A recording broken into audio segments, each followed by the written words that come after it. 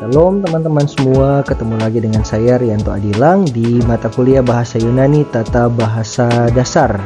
Dan akhirnya teman-teman, setelah perjuangan yang cukup keras dan cukup banyak dari teman-teman semua, kita tiba di penghujung mata kuliah kita di materi terakhir untuk Bahasa Yunani Tata Bahasa Dasar. Dan setelah ini teman-teman silahkan bersiap, jika dinyatakan lulus, maka Anda akan melanjutkan ke mata kuliah selanjutnya, yaitu Bahasa Yunani Tata Bahasa Lanjutan di semester 2 nanti.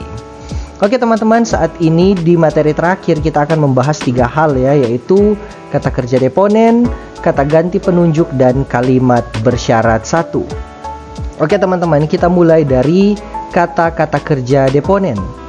Ada beberapa kata kerja di dalam bahasa Yunani yang tidak mempunyai bentuk-bentuk aktif dan hanya mempunyai bentuk-bentuk medium dan atau pasif.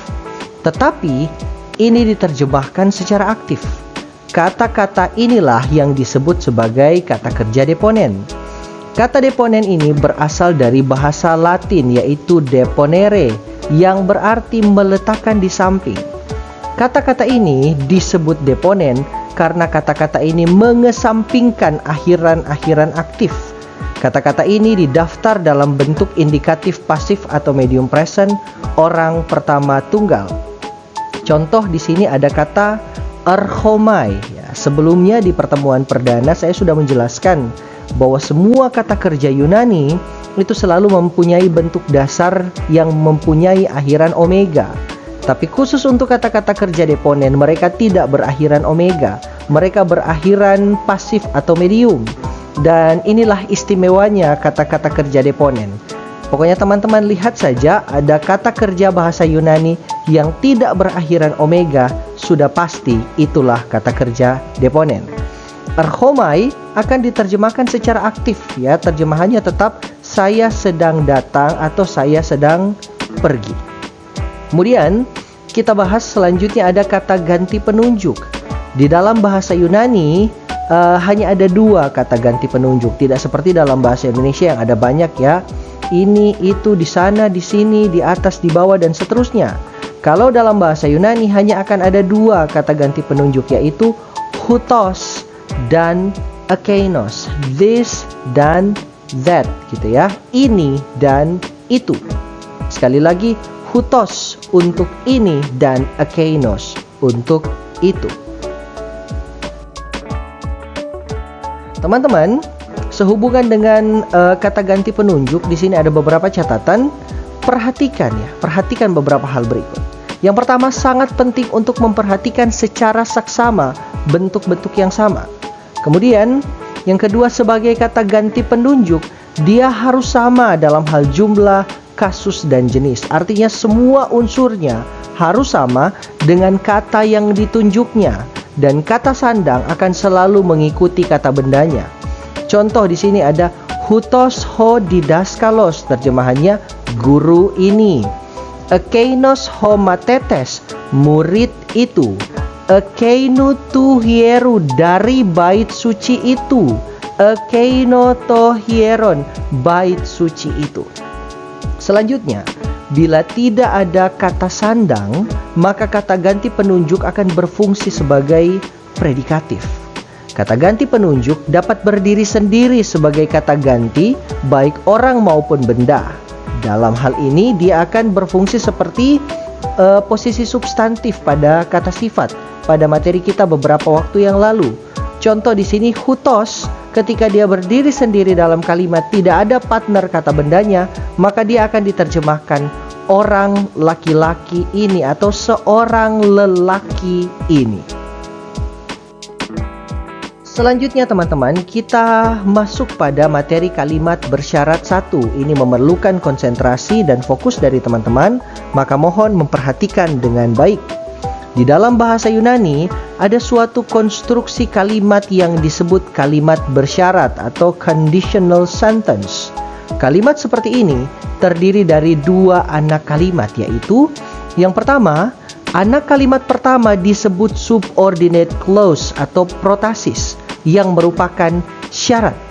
Sedangkan anak kalimat kedua disebut main clause atau apodosis yang merupakan asumsi pemenuhan syarat dari anak kalimat pertama.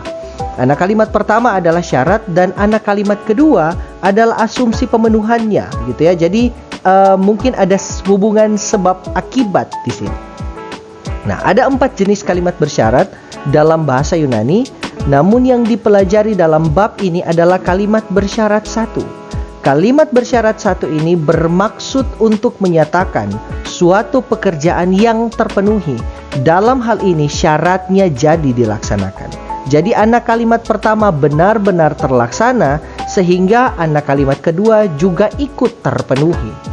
Nanti di kalimat bersyarat berikutnya ada yang tidak terlaksana, ada yang ragu-ragu dan sebagainya.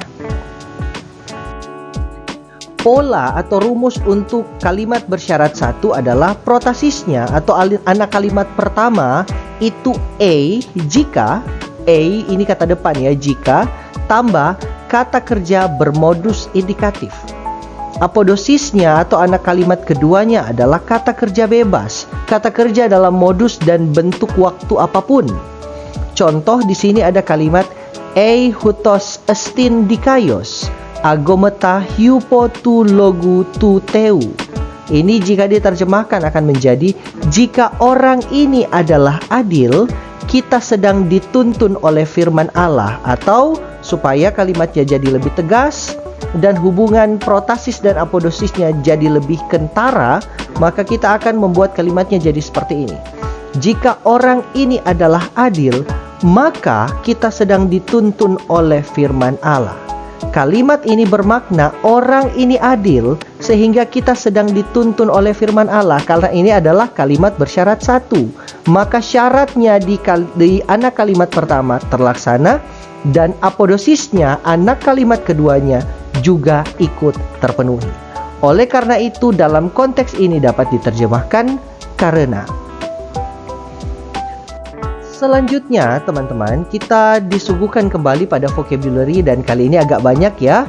Ada 12 kata benda, 3 kata kerja dan 2 kata sifat. Ya, 3 sebenarnya, 3 kata sifat lah.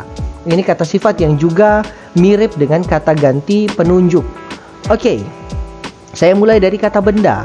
Yang pertama ada he asteneia, artinya kelemahan atau penyakit. Kemudian yang kedua ada he entole, artinya perintah atau hukum. Yang ketiga ada ho tronos, artinya tahta. Yang keempat ada to imation, artinya pakaian atau jubah. Yang kelima ada he kome, artinya desa. Yang keenam ada ho laos, artinya orang, rakyat atau bangsa.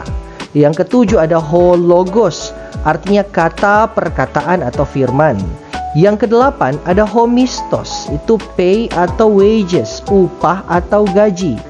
Yang kesembilan ada ho aftalmos, artinya mata. Kemudian yang kesepuluh ada he synagoge, artinya pertemuan atau perkumpulan. Yang kesebelas ada ho topos, artinya tempat atau letak. Yang ke-12 ada he chara, artinya sukacita atau kegembiraan. Nah, kemudian ada 3 kata kerja. Yang pertama ada ginomai. Perhatikan polanya teman-teman. Ginomai tidak berakhiran omega, berarti ini adalah kata kerja deponen. Artinya ada, menjadi atau terjadi. Yang kedua juga deponen, erchomai, pergi atau datang. Yang ketiga adalah kata kerja biasa, syunago ya. Kata kerja biasa bukan deponen tapi juga adalah kata kerja bentukan dari kata depan syun dan ago ya, artinya berkumpul bersama. Kemudian ada 3 kata sifat. Yang pertama ekeinos, artinya itu. Kemudian yang kedua ada eteros, artinya yang lain. Dan ada hutos, artinya ini.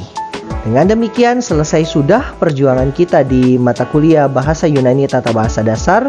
Saya berdoa semoga teman-teman kemudian bisa mendapatkan nilai yang cukup dari nilai tugas, nilai ujian tengah semester dan ujian akhir semester, dan kemudian teman-teman bisa dinyatakan lulus dalam mata kuliah ini dan melanjutkan ke Bahasa Yunani Tata Bahasa Lanjutan.